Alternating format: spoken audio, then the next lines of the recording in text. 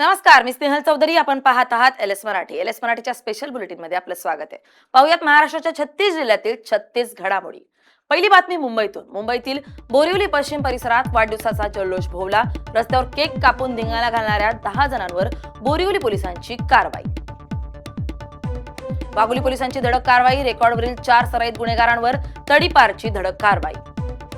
मानेरमधील Brahma Kumari meditation centre मधील महिलेशी एकतर्फी प्रेमसंबंधातून जागा मालकाचा खून.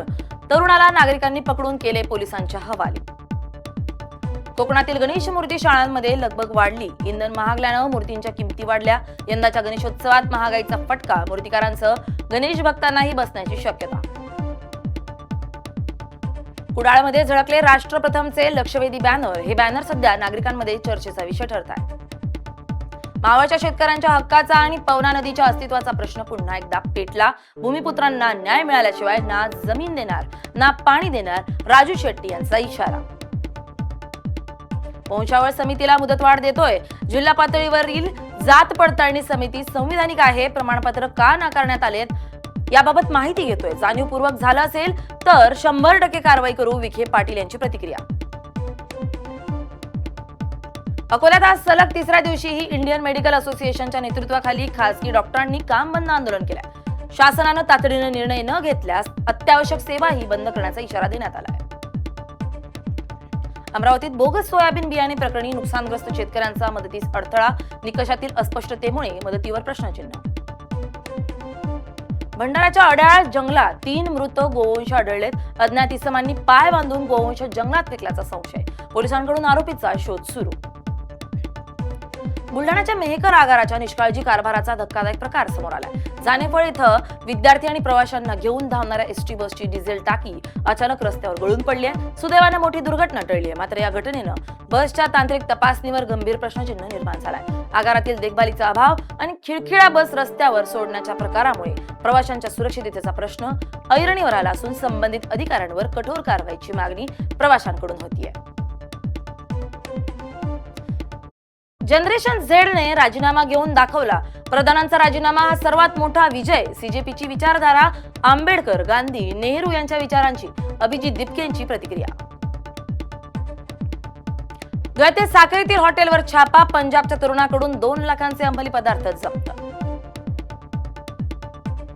गडचिरोलीच्या अहेरी तालुक्यात रखडलेल्या 353C महामार्गाविरोधात तरुणांचं अनोखं आंदोलन. महामार्गालाच वाहिली श्रद्धांजली.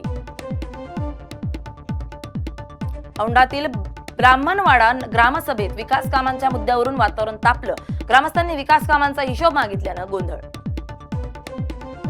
जळगावच्या सराफा बाजारात सलग दुसऱ्या दिवशी सोने आणि चांदीच्या दरात विक्रमी वाढ. सोन्याच्या दरात तब्बल 2,970 रुपयांनी तर चांदीच्या दरात 1,950 रुपयांची वाढ.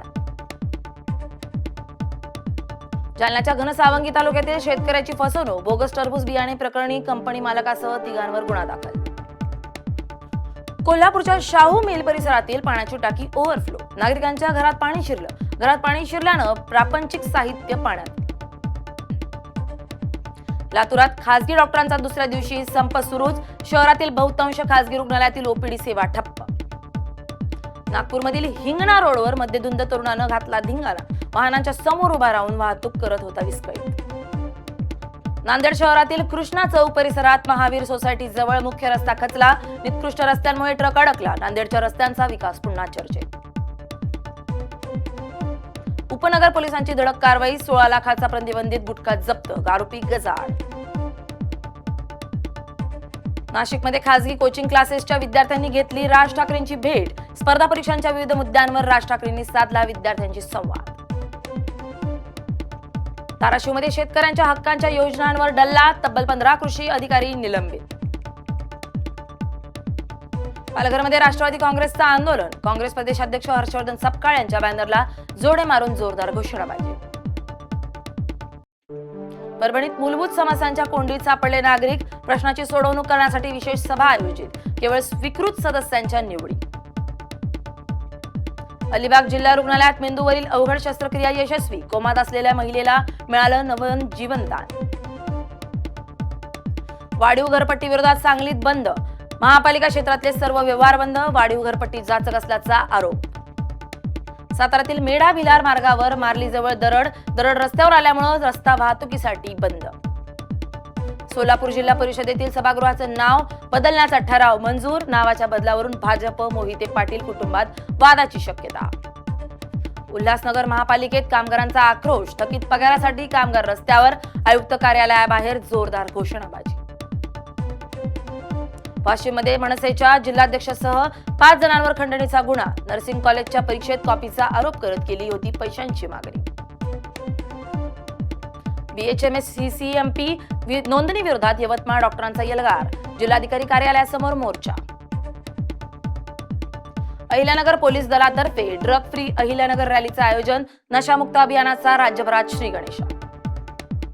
राष्ट्रवादी काँग्रेस पक्षाच्या युवती प्रदेशाध्यक्षपदी निर्मला नवले यांची निवड. सुनेत्रा पवार यांच्या हस्ते देण्यात आली नियुक्ती पत्र. या होत्या महाराष्ट्रातल्या 36 जिल्ह्यातील 36 घडामोडी. पाहत रहा LS मराठी, सत्याची नवी दिशा.